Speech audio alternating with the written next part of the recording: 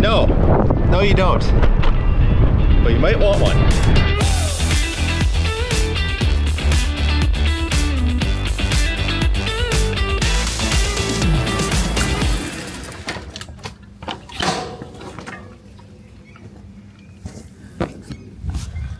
Hey, how's it going? Welcome. This is day 11, the final day of my bike trip across the Netherlands. Today I'm headed from Alkmaar to Amsterdam, less than a 50-kilometer journey to complete the loop of my second, much longer trip across the Netherlands. Last time I was on what the Dutch might call a barrel, but this time I am on this e-bike that I have ridden for over 700 kilometers. So after all that time in the saddle, I have some thoughts. Bicycles have been a staple of Dutch culture for well over a century, but these newfangled electric bikes have taken the Netherlands by storm, accounting for over 50% of new bicycle sales every year. There are many types of e-bikes, many of which are being ridden in the Netherlands today, some of which even illegally, essentially electric motorbikes. But what I am talking about are pedelecs, like the bike I rode, this e-way from Superior, courtesy of A-Bike Rental and Tours in Amsterdam. Essentially, pedelecs are bikes fitted with a motor no bigger than 250 watts that when you pedal and put in effort will help you up to 25 kilometers per hour, after which the power will cut out and any more speed will be up to you. Riding such a bike doesn't come with any extra regulations or rules, unlike speed pedelecs or electric motorbikes that require a license and helmet, among other things. And while e-bikes have become popular, there is still a lot of resistance. The common themes are that those who use them are cheaters, e-bikes are for the weak, they rob you of necessary exercise, or you simply do not need one in the Netherlands because the country is so flat. Some of which may actually be true in some cases, but let's actually dig in. First is that it is cheating, sometimes coming from sports cyclists. Well, all of the Sunday riders are out. Here they come. Which is kind of funny, and I get it. Even when I am riding my traditional bicycle and someone flies by me on an e-bike, I fight that very feeling that boils up, doing my best to let go of my ego. But riding an e-bike is no more cheating than someone driving a car. Or better yet, it's like claiming a bicycle is cheating over walking. Like you could run the 10 kilometers to work every day, but why would you when you could take the leisurely bike ride instead? Similarly, why grind out that 60-kilometer bike ride when you can make it a bit easier on yourself and thus encourage you to be more likely to get on two wheels as opposed to other options? It's a matter of choice and purpose of the journey. Which leads to the next point. They are for the weak and rob you of exercise. Now, if you're someone who rides, let's say 20 kilometers a day, distance doesn't really matter either way, but you replace the same ride on a traditional bike with electric and continue to ride the same amount, yeah, you're going to get less exercise. However, studies suggest people who ride e-bikes end up riding more often and further than the acoustic counterpart. One study suggesting an average 66% increase in daily riding distance. This is called the e-bike effect. People who get an e-bike get close to the same amount of exercise, or often more than they would have without it, largely by replacing car trips. This is especially true with the elderly and people who have limited mobility. The last one is that you don't need an e-bike because the Netherlands is flat. Well, let me tell you, it isn't flat everywhere. When I was in Gelderland, especially around Arnhem, I was very happy to have this bike while climbing hills at the end of the day. All right, this is like legit the steepest hill I've had to ride today. It's pushing, I'm pushing, we're pushing, but we're gonna make it. And where there aren't any hills, there is the Dutch hill. Persistent wind that often feels like no matter which way you turn, it's in your face. So while you often find yourself on flat ground, you may be faced with consistent wind of just 15 kilometers per hour that will feel like a moderate hill for your entire ride. This is where the e-bike came in handy for me on multiple days. I hate to think of what my ride from Groningen to Leeuwarden would have looked like on an acoustic bike. This is crazy. No, I feel like I'm not moving. Jesus. Back to the bike I rode. It has the usual accoutrement of a city bike, like a front light, fenders, chain guard, rear rack, and swept back handlebars for comfort. The main difference is that this has a mid-drive Bosch motor powered by a big old battery capable of helping you along for up to 120 kilometers or even more if you have the wind on your side. And what I love about a mid-drive e-bike is its simplicity. It's not creating propulsion by pressing a throttle and spinning a hub motor. It works by simply gauging the effort you put into the pedals and gives a compensatory boost just as you yourself were the one with the extra power. This bike has 250 watts of continuous output, which may be on the low end, but to put that into context, in its top mode, what you now have giving you a boost is equivalent to someone putting in a top 5% effort on one of those stationary bike apps. That's a lot of juice. It's like having an extra person pushing the bike without the extra weight. Well, some of the weight, but we'll get to that later. Like I said, you certainly don't need an e-bike, but you might want one. Put simply, in the context of this bike, if you plan on riding 60 kilometers a day or less and feel like you could use the help for whatever reason, an e-bike is a great choice. During my trip, I found that those shorter days were when I got the most out of it. You can smash through the hills and wind and still have plenty of energy in your legs to wander around your destination at the end of the day. But it's not all sunshine and tulips. E-bikes come with their own unique challenges. Not every journey is made equal. Going beyond 60 kilometers, I had to manage the battery, meaning eco mode, which doesn't do much more than get rid of the extra weight. That's no different than just riding a nicely tuned touring bike. With the battery, robust frame, and motor, these bikes are often much heavier, which can cause problems when you need to lift them up into trains or take them downstairs, as I had found out. And if you drain that battery along your journey, you now have an extra heavy acoustic bike to push along. I only had this happen once, but those few kilometers were an absolute slog. I'm already pretty gassed. And then there's the battery itself. It's now another part of your kit that you have to charge at the end of the day. It's pretty straightforward, just unlock it and take it with you, but it is an extra step nonetheless. E-bikes can also be quite expensive, which makes them a target for theft. That means extra barriers to riding, like having extra locks, bringing it inside to a secure location, and the extra stress that can accompany leaving it in a public space. Thankfully, most Dutch city centers have free and secure parking, but that is not always available or convenient. Finally, the extra speed can be more dangerous. Their rise in popularity has been linked to more injuries, especially in the elderly, and is one reason the Dutch government has launched the Put It On campaign, where they aim to increase helmet use for all cyclists from the current 3.5% to 25% in the next 10 years. It is, of course, controversial. One only needs to look at the comments that followed my video with Bicycle Dutch to get an idea of the discourse. All that being said, with the right e-bike in the right context, these are miracle machines that are propelling the world forward into an age of micro-mobility. Once again, thanks to A-Bike Rental and Tours for the chance to experience the Netherlands by e-bike.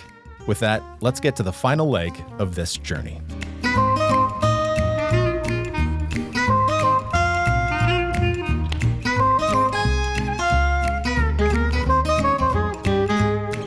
So I'm just cruising around. I'm looking for more of those forts that I talked about on day one. If you haven't seen day one, it's the Stellan van Amsterdam's defense network that was built in the, I think, late 1800s, early 20th century. Go check out that video. I have to say, once again, thank you to the volunteers at Fort Andenham. I'm just following the Google today, and it's taken me to a spot. I'm like, okay, there's just a canal here. There's no path. There was a little ferry there. Got on the ferry. And the guy was really nice. It just cost €1 to go across the canal. And the funny thing was, my Dutch, I don't know any Dutch. I can say a couple words like thank you.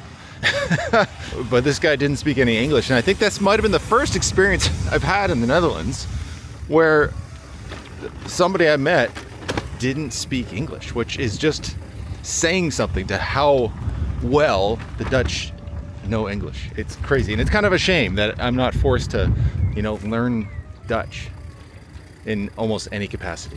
I know I should put in the extra effort, even if it's just not to butcher the names of the places I visit, which I honestly did do to varying degrees of success. But between doing my best to keep my French usable, studying Japanese, and putting these videos together, it just feels like a bit too much. So I hope you can forgive me. Sorry, het spijt me.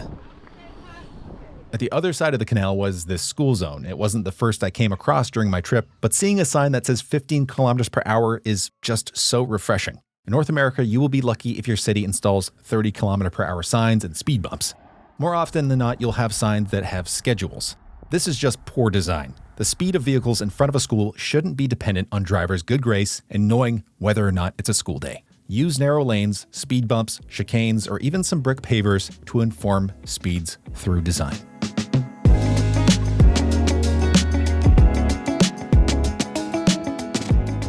This is why I came this way.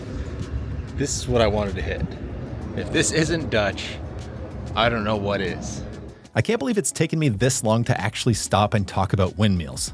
Okay, let me try here. This is Zaanse Schanse, a heritage village meant to capture the essence of Dutch life from the 18th and 19th century. Here along the water, you can spot several relocated windmills. Just a few of the 1,000 historic mills that are spread across the country. And in their heyday, it's estimated that there were over 10,000 of them in use to mill grain, pump water, and even generate electricity. There are also many historic buildings here, not just for show, they are still lived in today. Very big hotspot for tourists. Who would have thunk it? It's 15 kilometers from Amsterdam.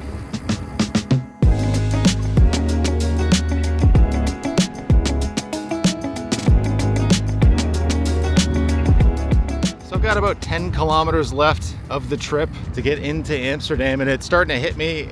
This trip felt really long, but also went by really fast at the same time.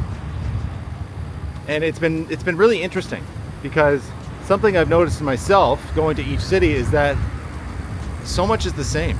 Even here, like, again, I'm probably sounding like a broken record, but like here outside Amsterdam in the north, car dealerships, construction sites, signs that look like they're from North America. Let me get a shot of that. But still, safe and separated cycling infrastructure for you to get around. They just do it right here. It's not magic. We can do this. We can do this in North America. This is possible everywhere, in every city. It's possible. Except you have to put in the work. And it's not all bad. We are seeing the fruits of the seeds advocates have planted over the past few decades in many cities across North America, sometimes in even the most unlikely of places. Here, I made it to the North Sea Canal where I would hop on a ferry that is free as long as you're on a bike or on foot and officially enter Amsterdam for the last of my ride in the Netherlands.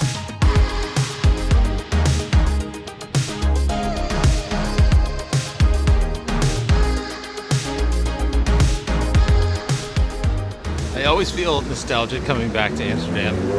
I think it's because it was one of the first places I ever visited coming to Europe for the first time, like a decade ago. After having spent the better part of 2 weeks in the Netherlands, coming back to Amsterdam was a bit of a shock. After dropping my bike at the A-Bike rental and tour shop near Vondel Park, I walked to the central train station, and along the way I was astounded by the hustle and bustle along the streets, even accidentally bumping into a few people with my bulging panniers hung on my shoulders. Nothing against the city, but I can't stress enough how great it is to visit other parts of the country. It truly is a different experience. And like last year, I considered any regrets. And I do have some. First, I wish I stayed longer, which is what I said last time, but what I mean is at least spend 2 nights in each place I visit. I often found myself arriving in cities just as things were getting packed up. It would be great to have more time exploring each city to a fuller extent because I feel like I missed a lot of great things. Second, I do wish I had someone to share it with. I've done a lot of solo traveling, and while it does afford maximum flexibility, there is really nothing better than having a friend to share the experience with along the way. That being said, I wasn't completely alone. I had the chance to share it with many of you watching right now. So thank you for watching, for sharing your knowledge and experience, and joining me on this journey. It was a trip of a lifetime. And even as I write the script that you're hearing right now, I am taken by a bittersweet feeling. This is it. After the better part of 2 weeks on a bike, over 700 kilometers, knocking all the remaining provinces off my list, this is the end. Here we are again, 12 months later in the same spot. And you know what? It feels a little different this time. I think I have a better understanding of how the Netherlands keep their streets safe, the techniques that they use to make that happen. But more interestingly, do you ever see the movie Hook with Robin Williams, where he plays Peter Pan and he goes to Neverland as an adult and he forgets. He starts to forget his previous life. I started to feel like that. I started to take the infrastructure for granted. And when it wasn't perfect, I was like, man, what is this bullshit? And even though in those situations, it's still way better than what I would have found in Canada. This has been an incredible journey. Once again, much longer, much bigger. Honestly, more fun in certain ways, that's for certain. And I just have to say one more thing. Come here. Come here. Just experience it for yourself. Even if it's just for one day. Rent a bike, ride around Amsterdam. If you want to do more, you don't have to do something crazy like I did. Just ride to Haarlem. Ride to Haarlem. Takes an hour and a half. That's it. Stay the night. Ride back to Amsterdam. Just try it. Because I guarantee you're gonna love it. Anyway, this has been Netherlands by Bike. Thanks for watching.